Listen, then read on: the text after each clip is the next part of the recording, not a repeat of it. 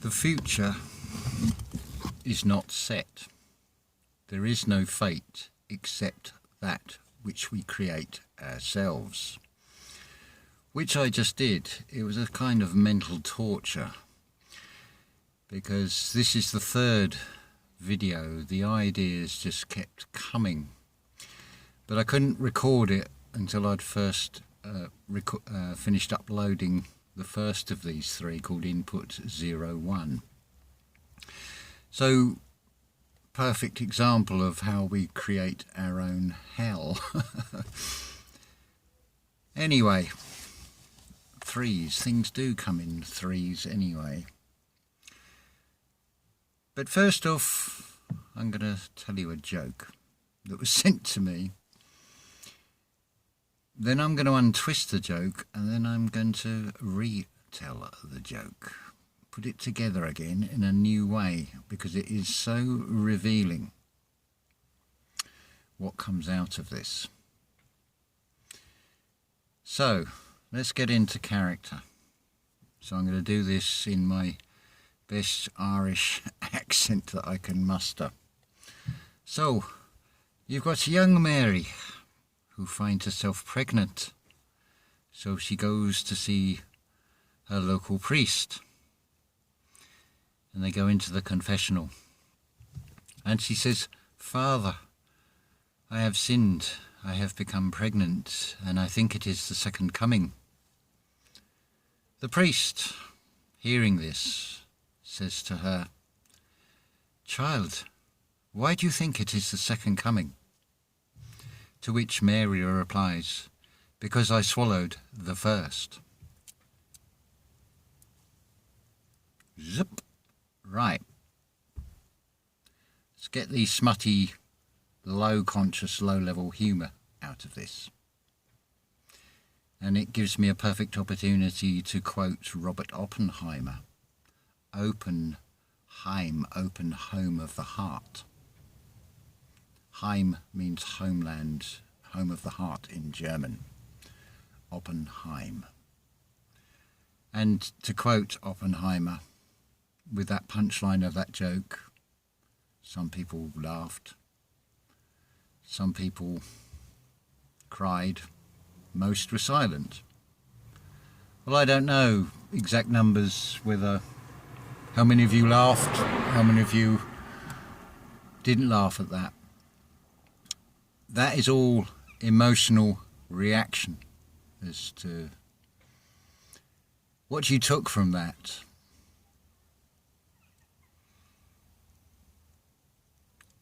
But let's look at the bigger picture of this. Let's examine this whole joke again.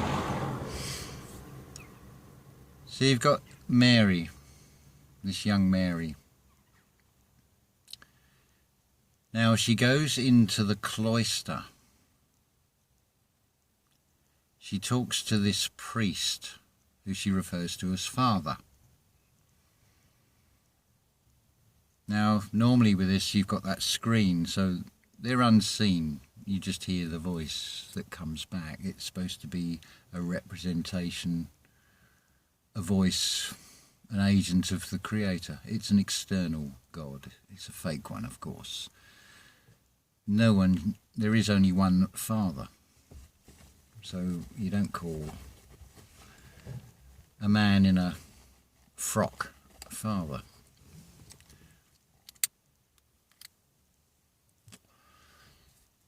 But this can work equally. It's oral sex, basically, we're talking about here, so it can be the man going down on the woman. The one is giving pleasure to the other, and depending on how well the one that is receiving appreciates that act, how they respond to it, and how much they have mastered the control over their physical vessel will determine at what stage the inevitable explosion, the orgasm. Now, awareness, spirituality. Meditation is about going into your cloister, going within to see and talk with the Father, the I Am within you. Awareness is about how it would feel to be that other person. So metaphorically, I am now fucking you. Now, what comes out of this, excuse the pun, there's a little dog running around loose in the road. That's right, the owner's come out. External distraction, but I don't want to see any harm. Perfect actually analogy there, because it's, imagine what it would be like to be that dog that's now out in the road and maybe hit by a car. So, you are now in this position of you are the Mary to me. You are giving me your attention. I am going to give you, if I have not mastered control over myself, you're going to have an explosion of seeds. Now you have free will that can come into this. You can reject it all and spit it out. Or you can swallow it. Now, in the external world, you can swallow a lot of stories, a lot of ideas, seeds that are implanted in the mind.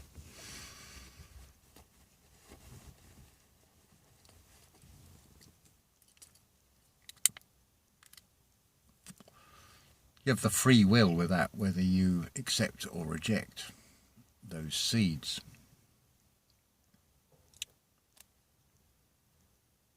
So, now where is the joke? How do you feel now? But this is all going on within one, because when you go in the meditation, you go into that cloister, the physical vessel is the bride of the Creator. Regardless of whether in a male or a female form, this is all in the metaphorical.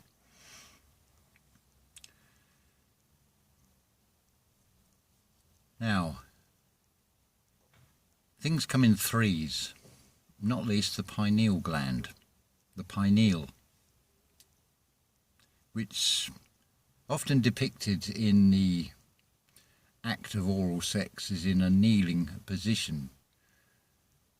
So you're pinned, you're kneeling, and it ends in L, always ends in L. A slang expression for legs is pins. Oh, I've got to get off me pins, rest me pins. And as I've explained before, L is like the lower leg and the foot. It forms an L shape. So it is figurative. So when you are pinned and kneeling and ending up as the egoic L, man trying to do better than the Creator, the egoic little I that is trying to improve on perfection, there's your first nail in your cross, which is your body. I had a very interesting conversation with Christian, not a Christian, as in religious affliction, but somebody called Christian, who was telling me that he'd died 3 times. Perfect biblical analogy, because if your life force is draining from you, you peter out. Peter is a name of one of those 12 cranial nerves, your 12 disciples. Remember, before he was Peter, He was Simon, Simon who became Peter. He's a simulation and he's on. It's a spiritual eye. My spirit is on. Peter is your rock. Externally, it will be petrified because you rob Peter to pay Paul when you are pulled by an external fakery.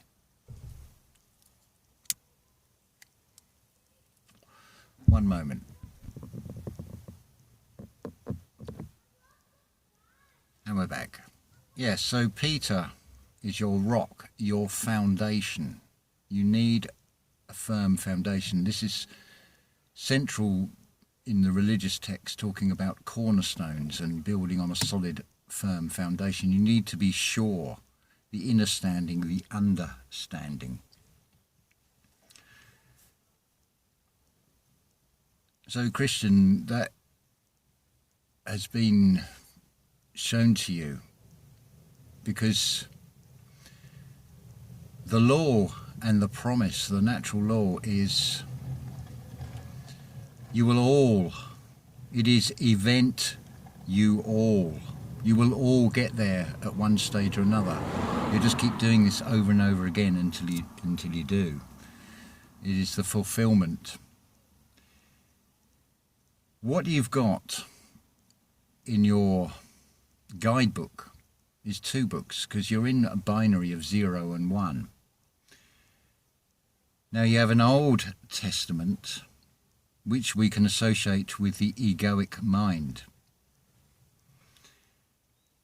The knowledge of good and evil, man going off doing its own thing, and in 10 generations, say 10 generations, it ends in a flood. Physically you do this. When you are upset, your eyes fill with tears, the emotions well up and you wash away. There's a flood that is happening from within you from emotions. It starts in nature with the Garden of Eden and it ends with a destruction. When you go through those 10 phases, that say 10 that comes after 9, it is about destroying, because it is all about destroying the old and creating the new. Now the New Testament is connected to the subconscious, the divine feminine, because from the destruction and the chaos of that old order, that old egoic way of doing things that creates a flood, the rest of the story, the New Testament, is all about that foundation stone, that Peter, the first of your 12 disciples, as it were, your 12 cranial nerves. See, well, while I was waiting for the first video to finish uploading, there's an impatient little ego that's come on, that is feeling time and wants to rush things. And there's also the ego part of, I want to get the video out, I want to be seen, I want to spread a message. But you've got to keep that all mastered and under control. All things come in good time, in God time, not line near, the lie in the ear time, from what you take in from the external, what you absorb, what you swallow, what you take into your being. So the New Testament is all about finding your way back to discover that you are your own cross and you are nailing yourself to that cross metaphysically. But to get back, and then you become in that position of being God, and now you are talking to an Adam and Eve and saying you have free will to do what you want because you are all loving, it's your creation. You've got to go through that process of dying on the cross. It comes with a realization, not real eyes. You've got to listen with a spiritual ear to what is being said. The real I as T-I on. So what is T? T is expressed in Saturn. The T, it's the I, and it's on the highest level. To the right of the T is a U. It becomes your turn when you sit, when you are being, because the living creator is just being. It's being in everything. It's being a tree, it's being the grass, it's being the tarmac, it's being this car, it's being the chair. They were all created from imagination. Now Lavette has talked about this. I've heard other channels talk about this.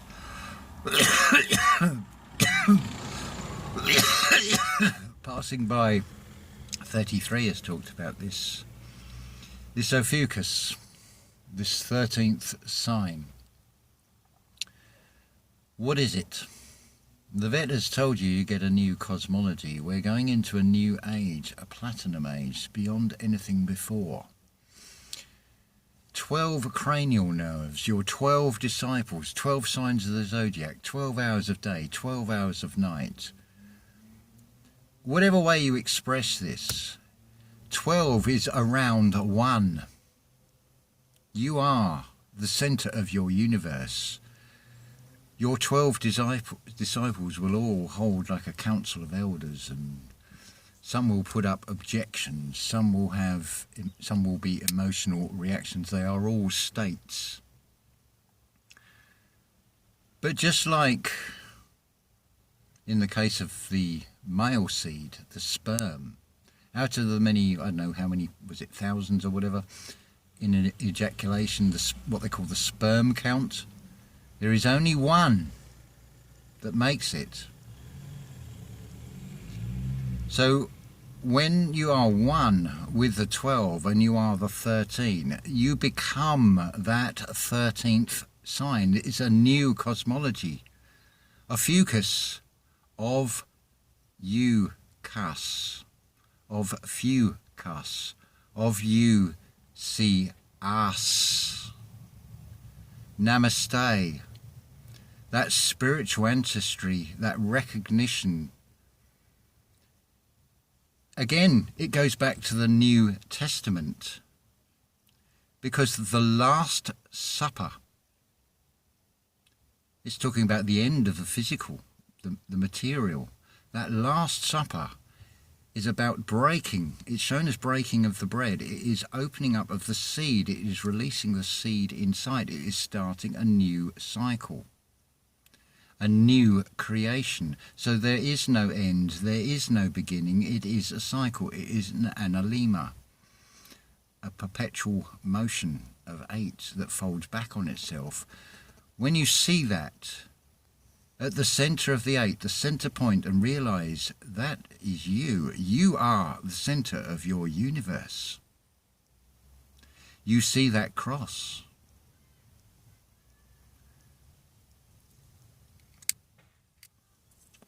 That is what the new cosmology is really saying. You don't want many that are cussing. There's too many cusses and curses. They're called spells and rites and rituals in this reality. That's shown over and over again. Because if you cuss, the sound vibration, what you're sending out into the field is negative. So we want very few cusses, if at all. It's that restoration of the balance, going into the alkaline state in the physical. It's going into the alkaline 7.5, which is 12. Inside, internally.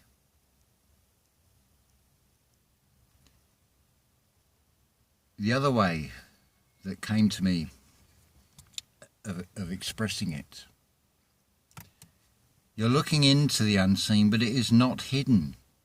It will all be revealed when the I be singular, when you fill with light. Find the light within, start the process off, go into the meditation. The New Testament is about finding the way back to the start. It's about man becoming God, man as in the generic man, whether you're in a male or female body, because this material world is an expression of duality. So how do you see that joke? How does it feel like to be the Mary on the knees, for example? Or you can flip it as well, because I can be your Mary, because I am giving you something to give you a positive feeling inside. So there is always a duality of this. I am you and you are me, and we are one. We are all one. Me, we, us, I, being. It's the same message over and over again. You can see it in various stage settings in films. You can see it on the world stage. But what do you take in, what you swallow, what do you spit out? There's your free will. But you are looking for that. It's not the second coming, in a way, it's the third, because it comes in threes. It's about unification, not of two physical beings, something male and something female, from something natural creating a byproduct that will not work, trying to improve upon creation. It is about coming together. It is about dividing, though, because by dividing you are allowing the singular I to project out. It's a total different type of unity and a unison, a uni-sun, the internal sun inside. So it's all about division, and it's all about coming together. It is expressed in multiple ways, but it comes back to the same thing. So don't be fooled and sidetracked by, oh, individual means divide us all. Yes, it does, but cleaved apart, cleaved unto. 1 and 0, 0 and 1, everything and nothing, nothing and everything, all in one, and yet in everything. Nothing and everything is still thing. I think that concludes the Trinity for today. There's plenty to sort of weigh up from this inside. But it's all about perception. It's all about seeing things from different perspectives. Listen to that 12. They're all feeding you. They're all picking up on different aspects. But you are the master within that 12. You are the center point. You are your own zodiac. You are your own cosmology. You are Ophiuchus. It's getting to the point where it won't even be identifying with particular zodiac signs, because you have all 12 of them within you anyway. It's just one is a birth sign, the birth from below. But then what is your birth sign from above? That's going into a new platinum age. And you will join me on that at one point or another. We're all going to go through this. We are a vessel within a vessel. We're all on the same ship. That's expressed in the material world in partnership, relationship, ownership, every possible way. It's all ships, but you need to be sure. So find that Simon, that simulation ion, because you are just a projection here. You are just an expression. It's playing a part on this world stage, being a character, and you can play many characters, many parts. They're all there to be enjoyed or rejected. Entirely up to you. There's your free will again. In Lakesh.